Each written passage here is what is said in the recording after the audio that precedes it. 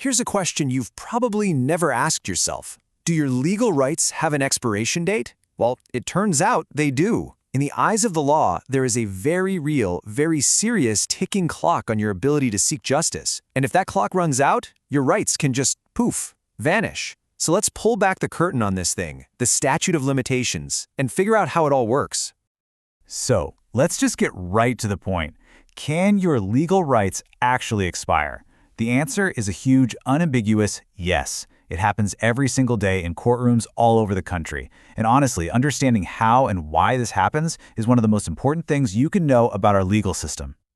The legal concept behind this is called the statute of limitations. And I love this analogy. Think of it like a baking recipe, right? It says to bake a cake for exactly 30 minutes. If you miss that window, the cake is ruined. The law is kind of the same. It sets a super strict deadline for filing a lawsuit. You miss it, and your claim is totally baked. It's done. Doesn't matter how strong your case was. All right, so here's our game plan. First, we're going to talk about why this legal clock even exists. Then we'll break down the nuts and bolts of how it works. We'll also look at a special kind of deadline that absolutely cannot be stopped.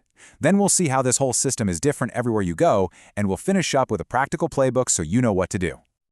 Okay, so first things first. Why on earth do we have these deadlines? I mean, it can seem really unfair to put a time limit on justice, right? But it turns out there are some pretty solid practical reasons for it. At its heart, it all comes down to fairness for everybody involved. See, these laws stop the threat of a lawsuit from just hanging over someone's head forever. And even more practically, justice really depends on good evidence. As time goes on, things get messy. People's memories fade, witnesses move away or even pass away, and physical evidence can get lost or just destroyed. So these statutes of limitations are there to push people to bring their claims forward while everything is still fresh and verifiable. So, how does this clock actually work? It's not just a simple countdown. To really get the rules of the game, you've got to know a few key things. When the clock starts, when it can be paused, and the vocabulary that governs the whole process. Okay, so the starting pistol in this race against time has a specific name. It's called accrual. This is the exact moment a legal claim officially pops into existence and that clock starts ticking down. So, for a car accident, it's the date of the crash. For a contract dispute, it might be the day a payment was missed. It's the big event that gives you the right to sue in the first place. But hang on, what if you don't know you've been hurt right away? This is where a really important exception comes into play. It's called the discovery rule. Get this. Imagine a surgeon accidentally leaves a surgical sponge inside a patient during an operation. That patient might feel fine for years.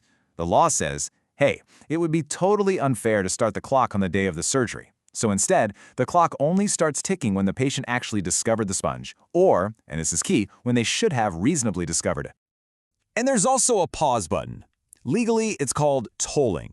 Certain situations can temporarily freeze the clock. For instance, if the person who is injured is a minor, the clock is often paused until they turn 18. Or, let's say the person you need to sue skips town and flees the state just to avoid you. That time they're gone might not count against you. The clock doesn't reset, it just pauses.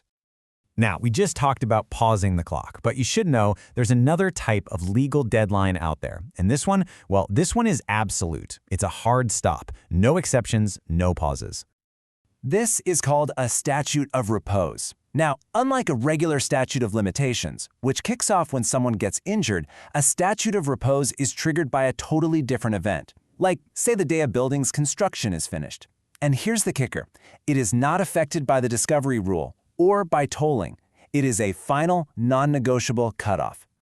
So let's just boil it down to make it super clear. A statute of limitations is like that oven timer we talked about. It starts when the injury happens, and you might be able to pause it. But a statute of repose, that's like a hard alarm set for 5 p.m. It doesn't care when you were hurt or when you found out.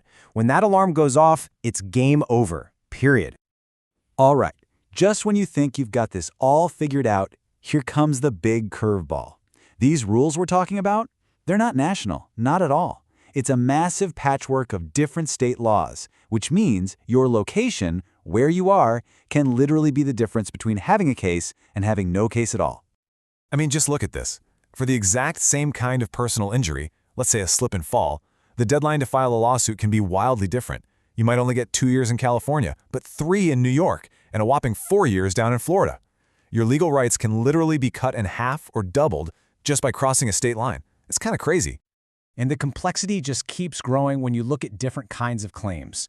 For a broken contract, you get 4 years to sue in Texas, but 6 in New York. And don't even get me started on medical malpractice. Those rules are notoriously complicated, often with multiple deadlines depending on discovery. This is exactly why you can never, ever assume you know the deadline. The only thing that matters is the specific law for your specific claim in your specific state. So, with all this mind-bending complexity, what are you supposed to do if you think you have a legal claim? Well, here it is. This is your practical, step-by-step playbook to make sure you beat the clock and protect your rights. Okay, step 1, nail down the exact date the harm happened, or when you found out about it. Step 2, figure out what kind of legal claim it is. Is it personal injury, breach of contract, something else? 3, do a little research on your state's specific deadline for that claim. 4, think about if any of those exceptions, like tolling, might apply to your situation. And finally, step 5, and this is by far the most critical one, consult an attorney, and do it immediately. Do not wait. And look, if there is only one thing you take away from all this, please let it be this. It does not matter if you have mountains of evidence and a slam-dunk open and shut case. If you miss that filing deadline, the courthouse doors are, almost always, permanently slammed shut for you. It is one of the single harshest rules in the entire legal system. And all of this leaves us with a really fascinating question for the future. You know, these legal clocks were designed centuries ago for physical harm, things you could see and touch. But as technology creates all these new kinds of injuries, like a massive data breach where the real harm might not show up for years, how are these old rules supposed to adapt? That's a huge challenge that our legal system is trying to figure out right now.